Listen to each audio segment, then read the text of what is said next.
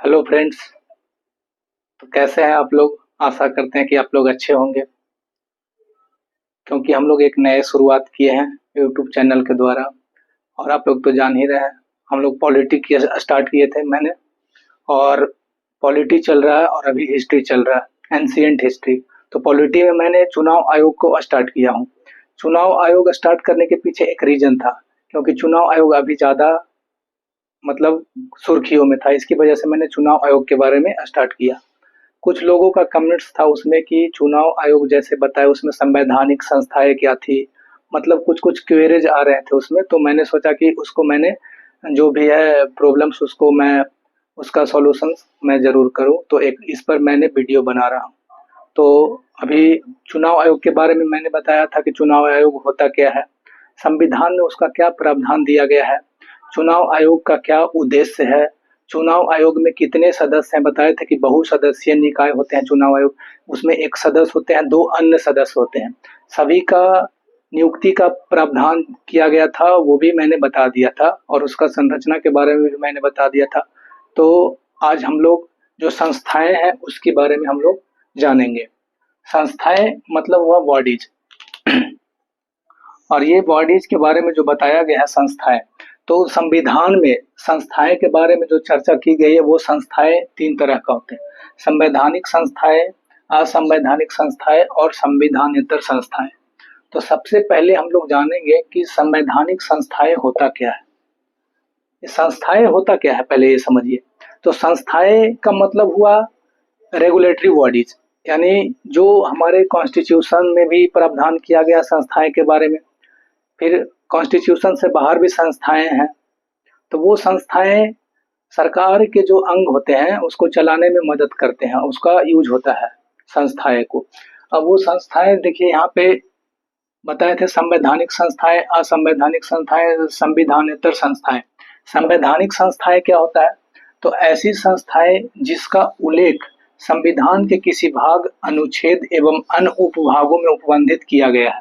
अर्थात कहने का मतलब यह हुआ कि संविधान के किसी भी भाग, अनुच्छेद, अनुसूची के तहत यदि जिस संस्थाएं का वर्णन किया गया है, ऐसी संस्थाएं को संवैधानिक संस्थाएं बोलते हैं, कॉन्स्टिट्यूशनल बॉडीज।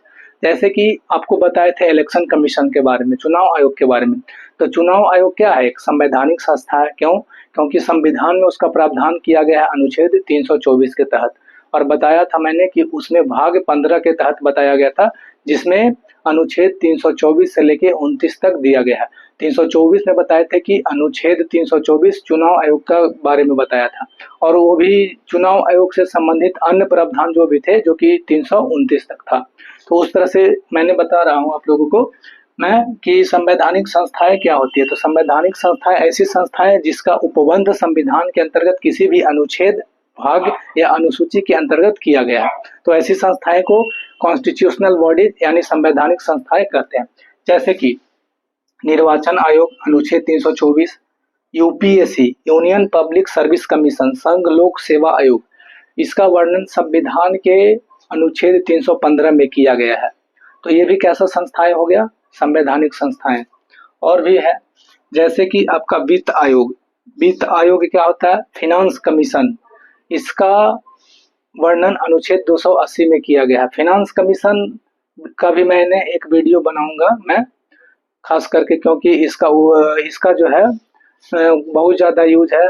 कॉन्स्टिट्यूशन में भी इसका प्रावधान किया गया है। तो इसका यूज संघ सरकार एवं राज्य सरकार को चलाने में, फेडरलिज्म जिसको बोलते हैं कोऑपरेटिव फेडरलिज्म, यानी सहकारी संघवाद को एक नमूना उदाहरण पेश करता है। कौन? तो वित्त आयोग। तो वित्त आयोग का अनुच्छेद 280 में किया गया है। तो ये कैसा बॉडीज हो गया? संवैधानिक संस्था यानी कॉन्स्टिट्यूशनल बॉडीज। तो हम लोग संस्थाएं को प्रॉपर तीन तरीका से बांटे हैं: संवैधानिक संस्थाएं, असंवैधानिक संस्थाएं और संविधानेतर संस्थाएं। संवैधानिक संस्थाएं मतलब कॉन्स्टिट्यूशनल बॉडीज, असंवैधानिक संस्थाएं का मतलब हुआ अनकॉन्स्टिट्यूशनल बॉडीज। अनकॉन्स्टिट्यूशनल बॉडीज का मतलब यह हुआ कि जिसका संविधान में उपबंध नहीं किया गया है। और दूसरी बात है, जो जैसे कि जो संवैधानिक संस्थाएं कहने का मतलब वो तो संविधान में कर दिया। असंवैधानिक जैसे कि अल्फा। अल्फा क्या था? तो एक टेरर ऑर्गेनाइजेशन था। टेरर ऑर्गेनाइजेशन मतलब यह हुआ कि आतंकी संगठन, उसका क्या काम है? आतंकी संगठन का काम ही है कि वो कानून के खिलाफ काम करेगा, यानी अनलॉफुल जो भी एक्टिविटीज होती है, वैसी संस्थाएं जो अनलॉफुल एक्टिविटीज में पार्टिसिपेट होती है, वैसे संस्थाओं को असंवैधानिक संस्थाएं कहते हैं। हालांकि इस पर मैं एक वीडियो स्पेशल बनाऊंगा असंवैधानिक संस्था इसके बाद में। और संवैधानिक संस्थाएं, संवैधानेतर संस्थाएं किसको बोलते हैं? Extra constitutional bodies. ये दो तरह का होते हैं, सांविधिक संस्थाएं और कार्यकारी संस्थाएं। सांविधिक संस्थाएं का मतलब हुआ स्टैट्यूटरी बॉडी, और कार्यकारी संस्थाएं एग्जीक्यूटिव बॉडी। तो सांविधिक संस्थाएं का मतलब हुआ, जैसे कि मैंने बताया आप लोगों को कि संविधान में जिसका उपबंध किया गया वो संवैधानिक संस्थाएं होती है। और जो संविधान के खिलाफ वैसी संस्थाएं जो संविधान यानी अनलॉफुल एक्टिविटीज में पार्टिसिपेट करती हो, यानी बोले तो जो संविधान में कानूनी मतलब विधिक अधिकार दिया गया उसके खिलाफ काम करती है, वैसी संस्थाएं को असंवैधानिक संस्थाएं कहते हैं। जैसे कि आपका जितना भी आपका टेरर ऑर्गेनाइजेशंस होते हैं, आतंकी संगठन होते हैं, वो सब किस में आ जाएंगे? असंवैधानिक संस्थाएं में आ जाएंगे। और एक होता है आपका संविधानोत्तर संस्थाएं। संविधानोत्तर संस्थाएं का इसका नाम ही में समझिए कि इसका अर्थ छुपा हुआ है। संविधानोत्तर यानी संविधान से इतर। संविधानोत्तर का मतलब हुआ संविधान से इतर, हट के। तो ऐसे संस्थाएं यानी एक्स्ट्रा कॉन्स्टिट्यूशनल बॉडीज, ये दो तरीका से होते हैं, सांविधिक संस्थाएं और कार्यकारी संस्थाएं। सांविधिक संस्थाएं यानी स्टैट्यूटरी बॉडी, ये होता क्या है भाई? तो सांविधिक संस्थाएं जैसे कि मैंने बताया आपको कि संविधान में संवैधानिक संस्थाएं होते हैं। तो संविधान के बाहर जैसे कि आप कानून बनाते हैं संसद के द्वारा, तो संसद के द्वारा जो भी लॉ बनते हैं या जो भी संस्थाएं का फॉर्मेशन एक्ट के माध्यम से होते हैं। एक्ट के माध्यम का मतलब हुआ कि संसद में पहले बिल के फॉर्म में आएगा, वो बिल के फॉर्म में आएगा, और बिल पर जब बिल को समर्थन के द्वारा उसको पारित करके और जब राष्ट्रपति से सिग्नेचर हो जाएगा तो वो एक्ट बन जाएगा, यानी कानूनी अधिकार एक तरह से वो ग्रहण कर लेगा।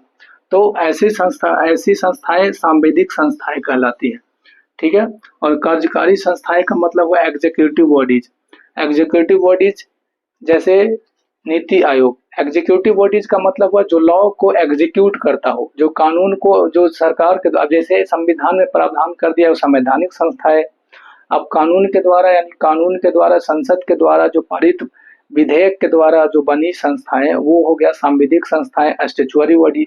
तो अब वो जो कानून बना, कानूनी अधिकार, लीगल राइट्स आया, वो लीगल राइट्स को एग्जीक्यूट कौन करेगा? एग्जीक्यूटिव बॉडी, जिसको बोलते हैं कार्यकारी संस्थाएं। कार्यकारी संस्थाएं जैसे कि आपका नीति आयोग हो गया, नीति आयोग। और अब इससे पहले क्या था? ये योजना आयोग। योजना आयोग सिंपली क्या करता था? तो योजना आयोग का काम ही था कि सरकार के द्वारा सरकार के जो भी नीति होते थे उसका ये क्या करता था? निर्माण करता था, जिसका उपयोग सरकार अपने जन कल्याण उद्देश्यों के लिए करता था, ठीक है। सांविधिक संस्थाएं का मैं एक स्पेशल वीडियो बनाऊंगा। तो आशा करते हैं कि आप लोगों को ये संस्थाएं के बारे में समझ आ गई होगी। और भी संस्थाएं जैसे कि मैंने बताया कि आप लोगों को असंवैधानिक संस्थाएं और सांविधिक संस्थाएं, ये दोनों के बारे में अभी नेक्स्ट वीडियो में जरूर मैं बताऊंगा। तो आप लोग जरूर इसको कमेंट्स कीजिएगा, जो भी अगर इसमें आप लोग का प्रॉब्लम्स होगा इसके बारे में जरूर इसमें कमेंट्स कीजिएगा। इससे मैं आप लोगों का त्रुटि को जरूर सोल्व करने का प्रयास करूंगा। धन्यवाद।